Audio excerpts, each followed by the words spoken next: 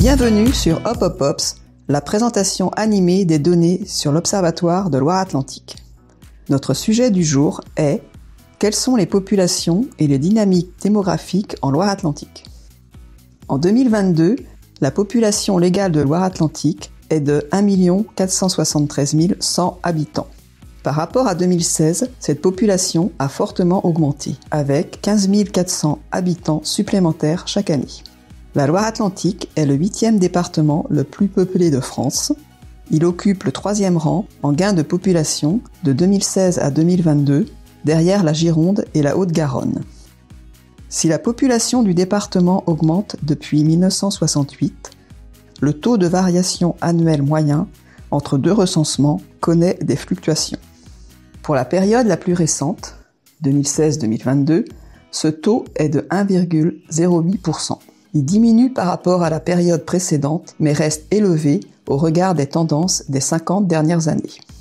Historiquement, le solde naturel, c'est-à-dire la différence entre le nombre de naissances et le nombre de décès, est le principal facteur de croissance démographique.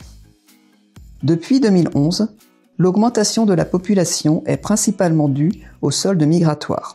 Il s'agit de la différence entre le nombre de personnes qui entrent sur le territoire par rapport à celles qui en sortent. La population est composée de 665 000 ménages. De 1968 à 2021, la taille moyenne des ménages a fortement diminué, passant de 3,26 personnes par ménage à 2,16. Près de la moitié de la population vit dans l'agglomération nantaise, mais les habitants sont également nombreux sur la bande littorale et les espaces périurbains de première et seconde couronne. La population du département est plutôt jeune, avec un âge moyen de 40 ans. Les jeunes sont plus présents au cœur des agglomérations, à proximité des pôles étudiants. En 2036, la Loire-Atlantique pourrait compter près de 1 696 000 habitants, selon le modèle de projection du département, soit une augmentation de près de 16%.